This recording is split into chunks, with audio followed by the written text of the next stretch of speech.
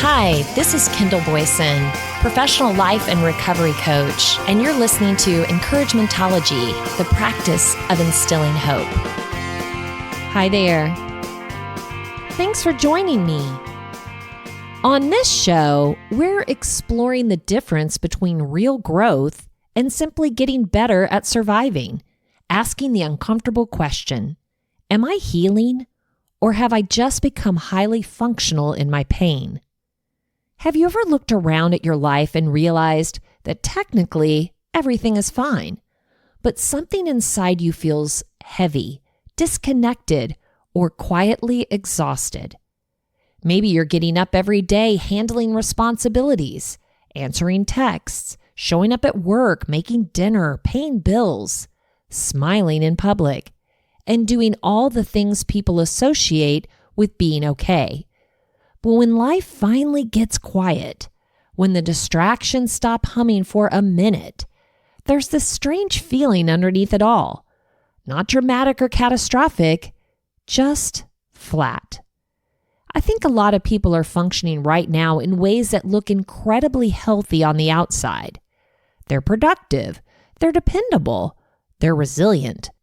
But underneath all that movement, there's a nervous system that never fully rests, a heart that hasn't fully processed disappointment, or a mind that has rehearsed the same dissatisfied narrative for so long it doesn't even recognize it anymore.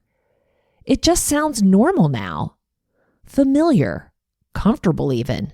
And that's the tricky part about coping mechanisms. They don't always look destructive. Sometimes they look responsible. Sometimes they look like humor, busyness, people-pleasing, overachievement, caretaking, constant positivity, or being the strong one. I remember leading a support group once where we were talking about happiness and the idea of choosing joy. One person pushed back pretty hard and said, "You can't just choose to be happy." And honestly, they were right. You can't snap your fingers and instantly feel happy. You can't bypass grief, depression, burnout, heartache, resentment, loneliness, or years of emotional conditioning just because somebody handed you an inspirational quote and a coffee mug with a sunrise on it. But I remember thinking afterward that maybe the choice isn't immediate happiness. Maybe the choice is becoming aware that you don't want to stay where you are anymore. Maybe the choice is deciding to take one honest step towards something healthier. Maybe choosing happiness starts long before happiness ever shows up. And I wonder how many of us slowly adapt to emotional discomfort without realizing we've adapted at all. We start narrating life through disappointment. We become subtly negative, not cruel or toxic, just constantly unsatisfied. We complain without hearing ourselves complain. We anticipate letdowns before things even happen. We interpret life through frustration because frustration has become familiar. And over time, that inner narrative leaks into our relationships, our friendships, our energy, and even the way people experience us. Not because we're bad people, but because pain that goes unattended eventually starts speaking for us. Sometimes people don't confront us about it because they love us, or because they don't know how, or because they're exhausted too. So instead of difficult conversations, there's distance. Invitations slow down. Friend groups shrink. Phone calls become less frequent. And we tell ourselves stories about why that's happening without ever considering the possibility that maybe we've been emotionally surviving for so long that we forgot how to emotionally live. So today, I don't want to shame anybody for coping. Coping is human. It's how we survive difficult seasons. But there comes a point where surviving can quietly become our identity. And that's the moment we have to ask ourselves, am I truly growing? Or have I simply become more comfortable carrying pain I no longer question?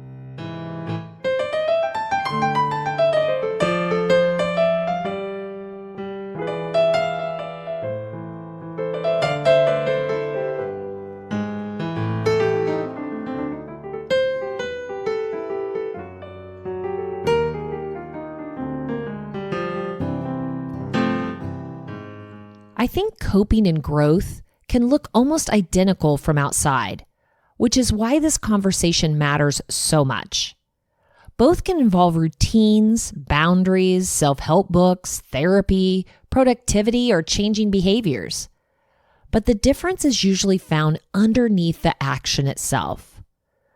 Coping is often about managing discomfort. Growth is about understanding it. Coping says, how do I get through this day? Growth eventually asks, why do I keep living this same emotional pattern? One is survival, the other is transformation. And survival isn't wrong. If you've been through trauma, addiction, grief, heartbreak, rejection, burnout, betrayal, or instability, your brain and body are going to create systems to protect you. That's normal. Some people become hyper-independent because depending on others once hurt too much. Some become perfectionists because mistakes once felt unsafe. Some become chronic caretakers because being needed felt more secure than being loved. Some stay constantly busy because silence gives their thoughts too much room to speak. The problem is that coping mechanisms don't always expire when the danger passes. They stay and settle in. They start decorating the place. And eventually, we mistake them for personality traits. That's just how I am. I've always been this way. I'm just realistic. I don't trust people. I expect disappointment. I'm fine on my own. We stop questioning patterns because they've become familiar identities. One of the clearest signs that we may be coping instead of growing is emotional numbness. Not an intense sadness or breakdown, just a quiet disconnection from ourselves. We stop checking in internally because functioning externally becomes the priority. We become efficient, but not necessarily fulfilled. Responsible, but not emotionally present. And capable, but chronically tired. I think another sign is when negativity becomes part of our language without us realizing it. You don't have to be dramatically negative, just this constant undercurrent of dissatisfaction. Every conversation has a complaint. Every opportunity has a predicted failure attached to it.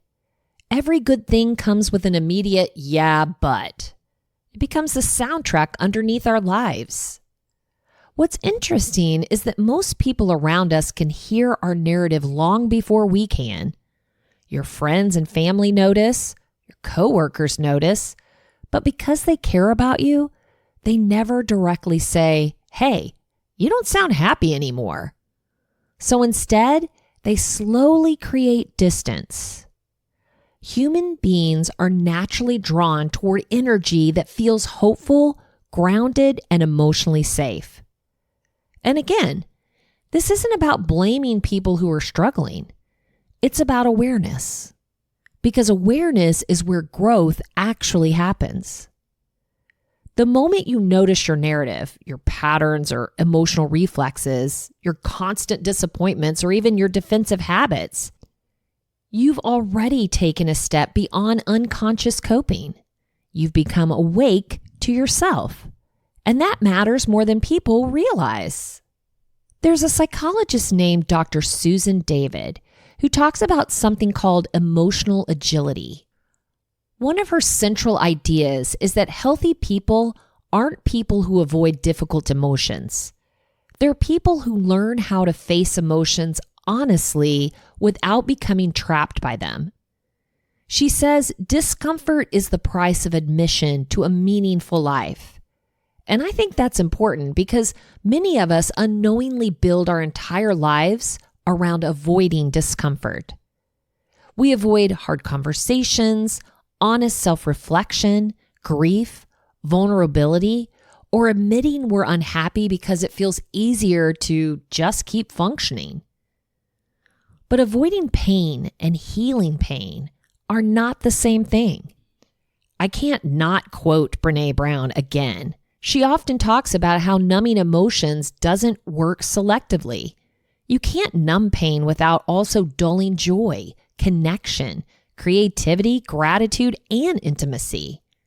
And I think a lot of people are unknowingly living in that exact middle space. They're not falling apart, but they're not deeply alive either. They're emotionally muted, safe maybe, but disconnected. There's also an interesting statistic from mental health studies around emotional suppression.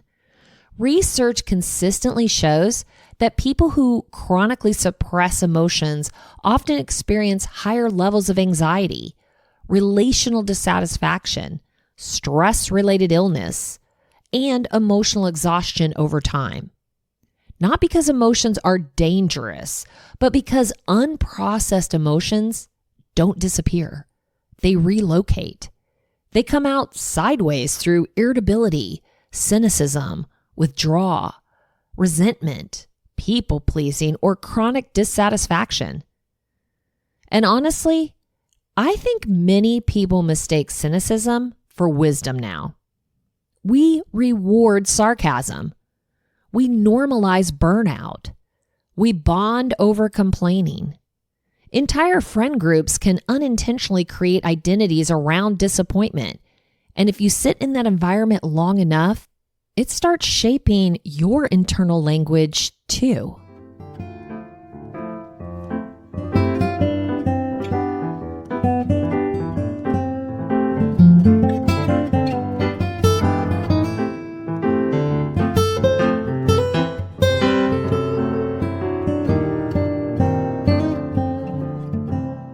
I've noticed something else over the years in recovery spaces and coaching conversations.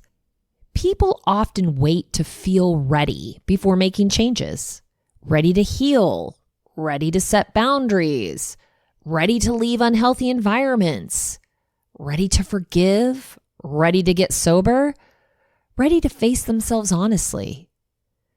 But growth usually doesn't start with readiness. It starts with willingness. Tiny willingness. Sometimes all you have is enough willingness to admit, I don't think I want to keep living this way. And that's enough for a beginning. Because healing is rarely immediate. It's layered, messy, slow, and repetitive. Sometimes it's discouraging, but sometimes it's beautiful. And sometimes it's both in the same week. Choosing happiness doesn't mean waking up joyful tomorrow. It means deciding your pain no longer gets to be the permanent narrator of your life. I want to try a little self-check-in here because I think many of us are moving so fast, we don't actually hear ourselves anymore. Imagine someone followed you around for one full week, recording only your casual moments. Not your polished social media posts or your professional conversations, just your everyday reactions. The way you talk in traffic. The way you describe your day. The way you talk about yourself. The way you respond when something inconvenient happens. The little comments under your breath. What would the overall tone sound like? Would it sound hopeful? Exhausted? Defensive? Grateful? Disappointed? Constantly irritated? Emotionally flat? Sarcastic? Cynical? Anxious? Self-critical? Now imagine hearing that recording played back to you. Not to shame you, but to help you notice your emotional atmosphere. Because our language often reveals emotional realities we haven't consciously acknowledged yet. Another question. If all your responsibilities disappeared for a week, who would you be underneath them? Would you know what brings you joy anymore? Would you know what you need? Would you even know how you actually feel?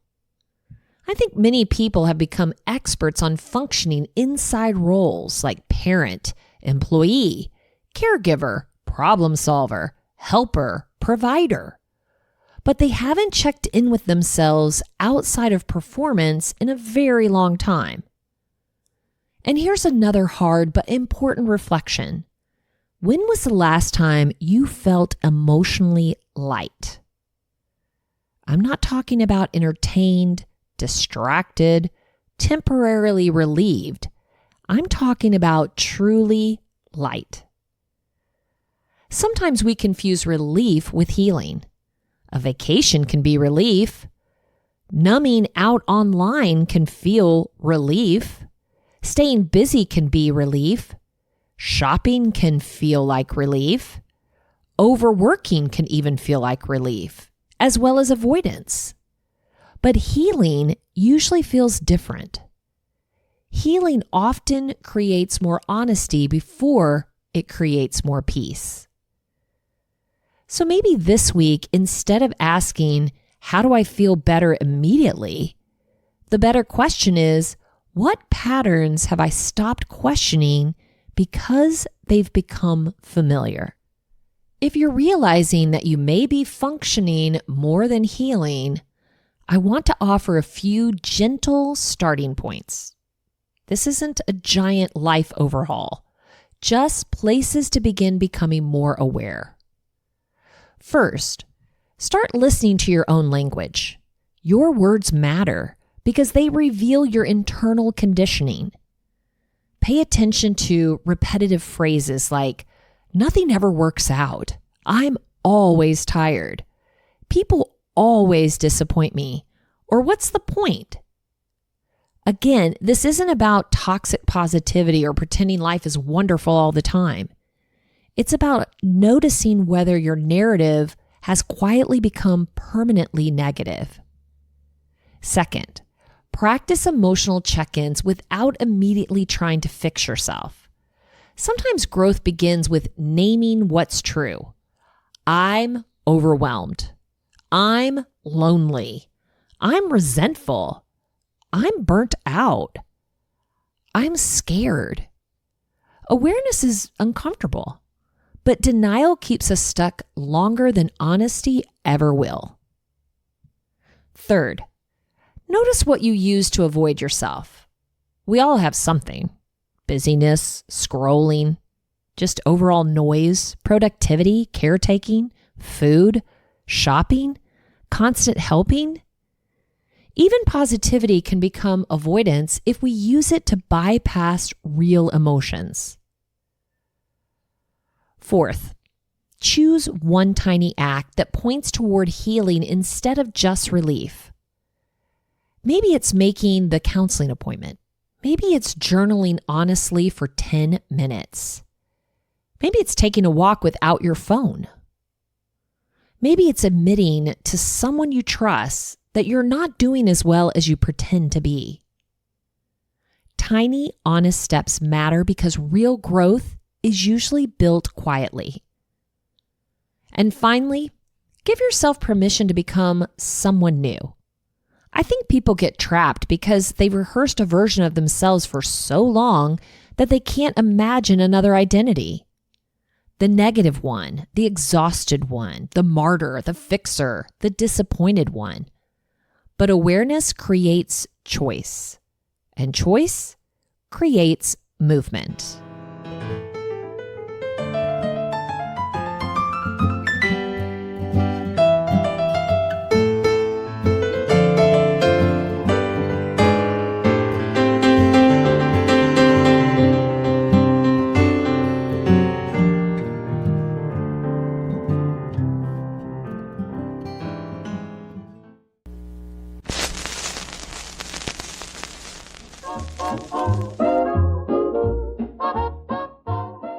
The A side is the familiar story we all know, but the B side, that's where the deeper tracks live. The A side says negativity pushes people away. The B side asks whether negativity is sometimes grief that never found language. The A side says people should just think positive. The B side understands that some people learn disappointment as a form of emotional self-protection. If you expect the worst, maybe it hurts less when it arrives. The A side says functioning adults are doing okay. The B side recognizes that some of the most emotionally struggling people are incredibly high functioning. They show up, they perform and produce, they smile, they care for everyone, and then privately wonder why they feel so empty. I think the B side here is compassion, not enabling unhealthy patterns, but understanding them. Sometimes people aren't difficult because they enjoy negativity. Sometimes they're exhausted. They've adapted to survival mode for so long, they no longer recognize peace as safe. And honestly, some people have spent decades around criticism, instability, addiction, shame, emotional unpredictability, or constant disappointment. That shapes a person. If negativity was the emotional climate you grew up in, optimism may actually feel suspicious at first. Joy may feel unsafe. And calm, well, that may feel unfamiliar.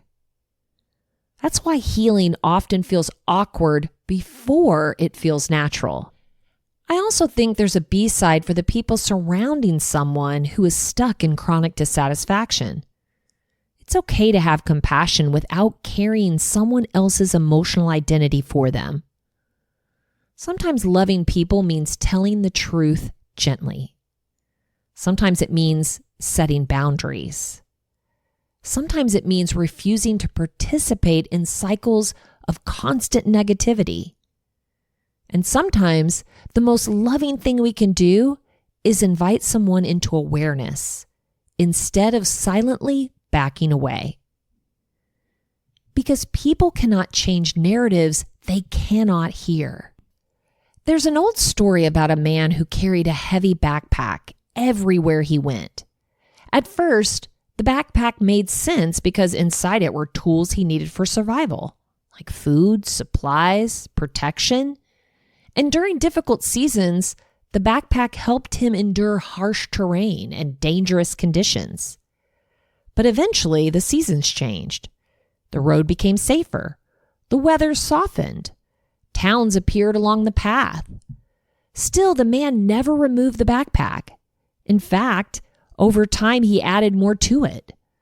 Old disappointments, regrets, defensive habits, fear, resentment, stories about himself and stories about others.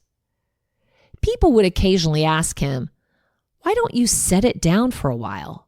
And he'd laugh and say, "This backpack is who I am. I wouldn't know how to walk without it."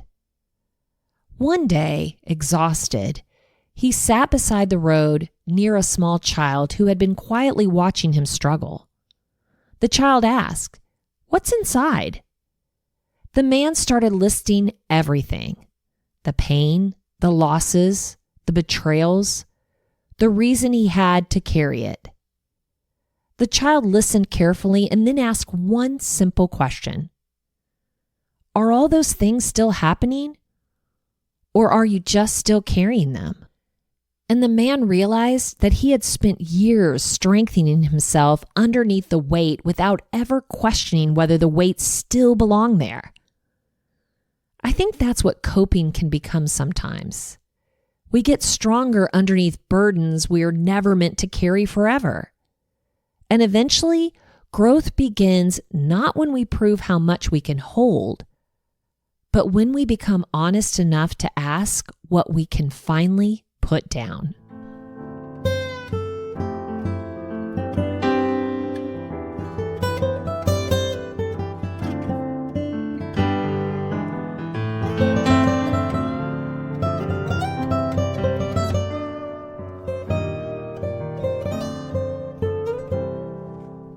As we move into reflection, I want to remind you that the 5-day journaling companion for this episode is available for download if you'd like to go deeper with these ideas throughout the week.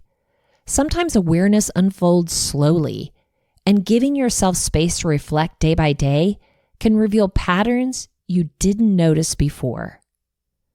Here are some ideas to sit with.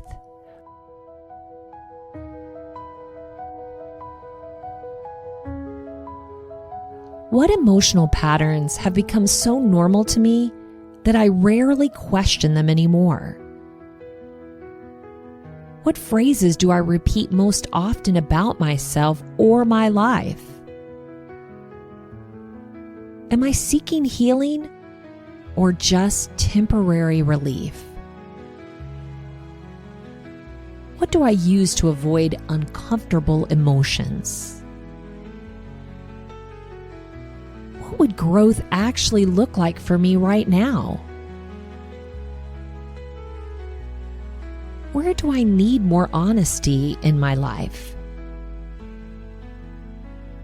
Sometimes we become so accustomed to surviving that we stop imagining another way to live. We learn how to carry emotional weight efficiently. We become productive inside our pain, capable inside our exhaustion, functional inside our loneliness. And eventually, we stop asking ourselves whether we're okay, because okay enough becomes the goal.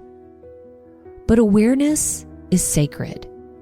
The moment we begin noticing our patterns without judgment, something begins opening inside us. Not instant transformation or immediate happiness, just honesty. And honesty is often the first doorway toward peace. We don't have to shame ourselves for the ways we've survived difficult seasons. Those coping strategies protected us once. They helped us endure. But growth asks us to gently examine whether what once protected us is now preventing deeper connection, joy, healing, or rest. Today, I will listen carefully to the story I keep telling myself. I will notice where disappointment, fear, or exhaustion may have become my default language. And instead of condemning myself for coping, I will courageously take one small, honest step toward healing. Today, we explore the difference between functioning and healing, and how easy it is to confuse survival skills with genuine growth. We talked about the ways coping mechanisms quietly become identities, how negativity can slowly become a personal narrative, and why awareness matters so much. Because real growth isn't proving how much pain you can carry. Sometimes it's finally allowing yourself to set some of it down.